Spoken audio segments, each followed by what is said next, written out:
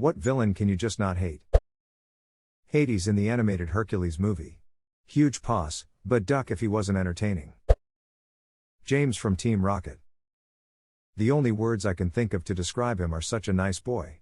All of his Pokemon love him too much and keep trying to hug him.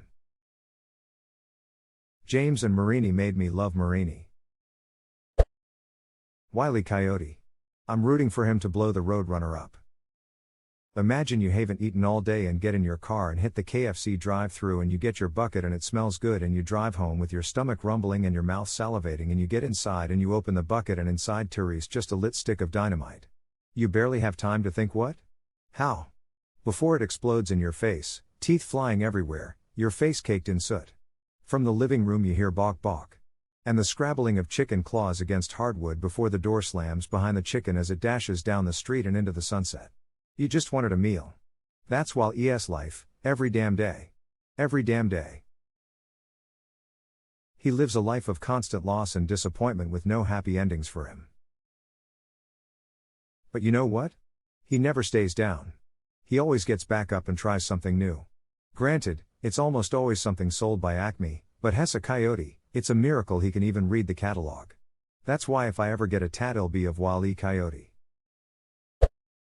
Yzma and Kronk. Yzma, kill them. Guard, I've been turned into a cow, can I go home? Yzma, you're excused. She ain't so bad. The Ice King. It's just a tragic backstory. He's just lonely and desperate for friends. Mr. Freeze. Especially in TAS and the Arkham games. Dude just wants his wife to live a long life. The TAS film Sub-Zero is great. Really makes you realize that he doesn't want to hurt anyone, he just wants to save his wife. The Monarch from Venture Brothers, Cartoon Network, dude is hilarious. What kind of moron doesn't even lock the doors to his private compound?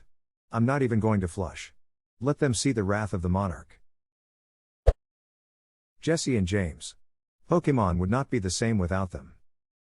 They are the least competent villains ever and that makes me love them even more.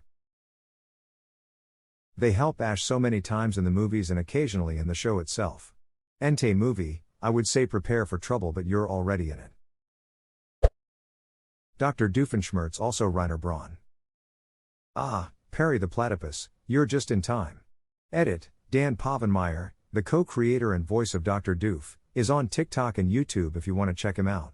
He answers fans' questions and shares some stories of what went on behind the scenes. Smile. Behold. My Meatloafinator. It turns every car within the tri-state area into meatloaf. Davy Jones.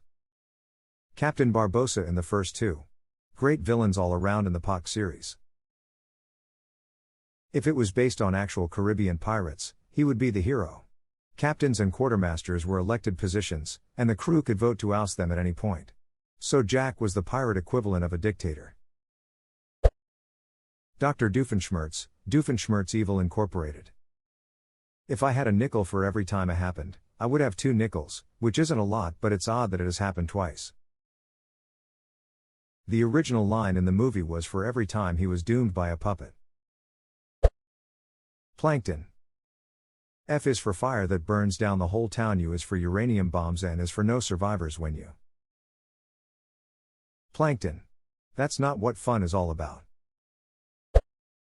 Shigo from Kim Possible Edit, thanks for the awards. Lego Joker. The Lego version of any movie villain are the best, especially in games. Hank Scorpio. On your way out, if you want to kill somebody, it would help me a lot. Homer dejectedly and unknowingly kicks live grenade, killing many somebodies. Robbie Rotten. He just wants to chill out, but Sporticus has no chill because he's on cocaine 24/7. Apples. Sports candy. The Grinch. He wouldn't be so grumpy if there wasn't a dude singing songs, every 5 minutes, about what a piece of shit he is. Tom from Tom and Jerry. I've always rooted for him. Dude was just looking after his owner's home from that damn rat. Edit. Yes, I'm highly aware that Jerry's a mouse, but I meant what I said. Vlad Dracula Tsepish in the 2017 Castlevania series. Humanity sucks. I love that depiction of Dracula, the scientist, the philosopher, the reluctantly yet understandably vengeful. He was more human than the bishops and priests in that series, for sure. This series was fantastic at making the viewer sympathetic with almost everyone's story arc.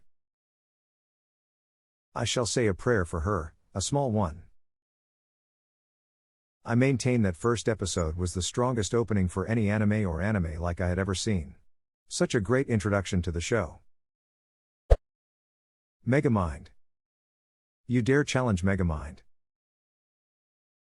This town isn't big enough for two supervillains. Oh, you're a villain alright, just not a supervillain. Oh yeah, what's the difference? Presentation. Sick guitar riff. Welcome to the jungle. We got shakes and fries, we got quarter pounders, we got apple pies. Gladys. She is just so crazy and hilarious you forget she enjoys gassing innocence. I have another surprise for you, and not a fake surprise like before. A real surprise, with tragic consequences. And real confetti this time. The good stuff. Our last bag. She sounds so excited when she says it's real confetti. You can't hate my man Bowser. Dude has 8 kids, legit go-karts and plays sports with Mario and his kids. Hess looking out for his kids by kidnapping Peach so they can have a mom lol. Who can hate Tai Lung? He's such a well-developed character and I feel like he's more of a tragic character than a villain. There's so many questions left unanswered. What if Oogway gave him the scroll? Would he still lay waste to the valley? Because he didn't understand the scroll's lesson when he got it from Po?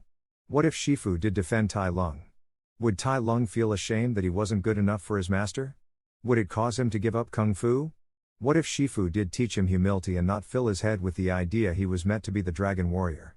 Like Uck, he needs to come back and be redeemed if there's ever a 4th KFP movie. He had his opportunity when he fought against Shifu. But he knew it was too late for an apology. Finally a worthy opponent, our battle will be legendary. And later on in the film when he finally meets Po, #X200B, you? Him? He's a panda. You're a panda. What are you going to do, big guy? Sit on me? Don't tempt me. Leigh Grossman. I will rain down an ungodly ducking firestorm upon you. You're gonna have to call the fucking United Nations and get a fucking binding resolution to keep me from fucking destroying you. I'm talking scorched earth, motherfucker. I will massacre you. I will fuck you up. Sandman. Hess not a bad person. Just had bad luck. Yzma. For one, she's just so crazy that it's hard to be afraid of her and you end up just liking her. She and Kronk have such great chemistry too. Crowley. He didn't fall from grace, so much as sauntered down. Skeletor. Vulture from Maku Spider-Man. The dude was looking out for his people. The Joker, Dark Knight version, Hess just so good as a villain that makes me feel so good for him. Azula. I can't help but feel bad for her. Killmonger from Black Panther. It's easy to understand where his hate and anger come from considering his background. Hans Gruber, Die Hard. Gargamel. Look, if I was a grumpy old warlock and a bunch of little duck and gnome people sang their songs about love and peace when I just wanted quiet, I'm just saying, they probably taste like blueberries. Doofenshmirtz, just a poor middle-aged man with daddy issues. Villanelle, Killing Eve. She's a stone-cold psycho but I can't help but love her. Jodie Comer is brilliant as her character. Loki. Loghane MacTier, he was not a traitor. King Kalen was a overconfident idiot who never listened to his advisors. He had the Grey Wardens and Loghane telling him to calm down and to act like an adult and not like a child. King Kalen had no heir and despite protest from multiple advisors he decided to put himself on the front lines. Now yes, it's brave of him to do so, but when the fate of not only Ferelden but Thetis is in danger, it's irresponsible and foolish. Their battle plan was the hammer and anvil. The signal from the Warden and Alistair was late. By the time he had seen it, the anvil had been decimated. The only logical choice was to make a full retreat. Now yes. I understand he tried to sell elves into slavery, but just like the Grey Wardens in the face of annihilation, no price is too high. He is a hero. Alongside King Mariq they freed Ferelden from Orlias. He is not a villain.